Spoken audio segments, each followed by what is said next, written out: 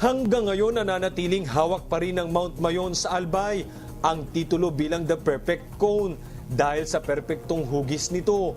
Pero ayon sa paliwanag ng PBOX, may panganib na dala ang pagiging perpektong hugis ng bulkan sa tuwing sumasabog ito na maaaring makaapekto sa mga residenteng nakatira malapit dito. Ang pinakaano lang kasi ng Mayon, kasi napakataas. So 2.462 kilometers. Tapos yung slope niya, pag nasa taas ka, beyond 40 degrees. So napaka-steep. Kaya yung pyroclastic flow, mabilis bumaba at abot sa malayo. Hindi kagaya ng ibang volcanoes na nasa ibabaw ng mountain ranges na walang tao. Minsan wala pang masyadong tao. Kaya hindi gaano pinapansin yung kahit pumutok. Dagdag pa nila Guerta, malaki rin ang kontribusyon ng pagiging matarik ng Mount Mayon, kung kaya't ang bawat pyroclastic materials na inilalabas ng bulkan ay umaabot sa mas malayong lugar kumpara sa ibang bulkan sa Pilipinas. Wala din umanong sinusunod na pattern ang pagsabog ng Mayon. Ang 81 years old na si Aling Veronica Perez, na mas kilala sa tawag ng karamihang Albayano na Lola Mayon. Aniya, dati ay nakatira silang pamilya malapit sa paanan ng Mount Mayon. Subalit dahil sa naging karanasan nito noong pumutok ang bulkan, agad itong lumipat ng matitirhan. Doon sa kabila namin, doon nagkandamatay yung mga yung mga tao dahil ang tama doon, ang dami-daming tama. Ipinakita rin sa amin ni Lola Mayon ang tila isang hugis bulkan sa kanyang likuran. Dagdag pa niya, maliban sa pagkawala ng kanyang asawa at panganay na anak, isa rin ito sa mga iniwang alaala sa kanya nang pumutok ang Mayon.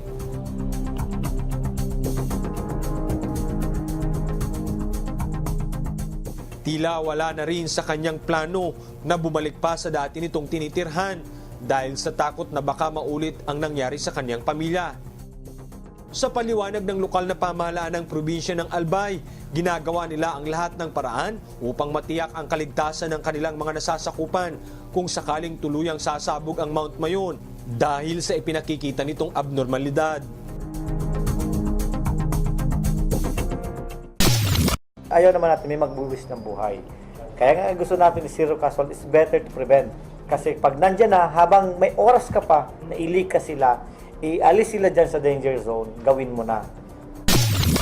Samantala, nagbigay naman ng babala ang Department of Health Region 5 sa mga residenteng nakatira sa 6 kilometers danger zone sa panganib na dala ng pagbuga ng abo ng Mount Mayon. Ang volcanic eruption, naturally, meron siyang mga nag-spew ang volcano ng mga materials like ash, pwede din magbuga ng lava, and the most commonly affected organs sa tao ay yung that of the respiratory tract. Meaning to say, sa daanan ng hangin at sa baga.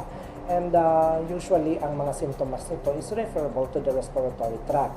Ubo, sore throat, difficulty of breathing or nahirapan huminga. Likewise, meron ding mga epekto in terms of like contact ng ashes sa skin and sa mucous membranes like sa mata, and meron pwedeng irritation, and other would be referable to the like accidents that is caused by the eruption, like kung Dagdag pa ng Department of Health, may mga paraan para maiwasan ang mga sakit na ito. ang pinaka-main would be yung respiratory tract problems.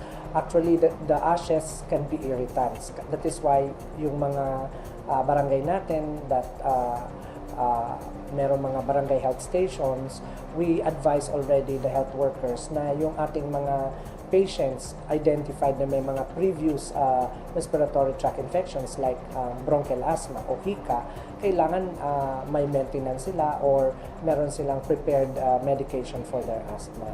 And then we also advise the communities that during this time na may eruption hindi maglalabas ng kanilang bahay. Otherwise, nasa sa evacuation sites or even at homes kung malayo naman ang kanilang mga bahay sa danger zone na hindi naman kailangan mag-evacuate, we advise them na mag-use ng mga curtains, yung mga binasang curtains o maggamit ng mga face mask or kailangan mag-improvise kung wala, na mas maganda kung bimpo o handkerchief o panyo na binasa so that mas malimit ang pagka-contact natin sa ashes.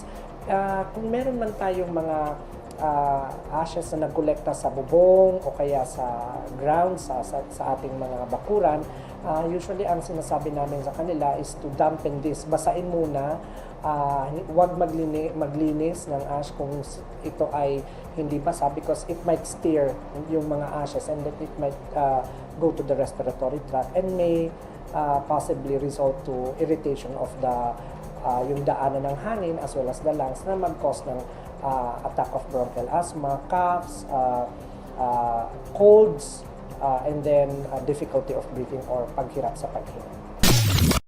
Sa ngayon itinaas na sa Alert Level 3 ang status ng bulkan dahil lalong nadagdagan ang abnormalidad na ipinapakita ng Mayon base sa monitoring system na ginagawa ng PHIVOLCS. Alan Manansala, tulong muna bago balita, Quick Action Team!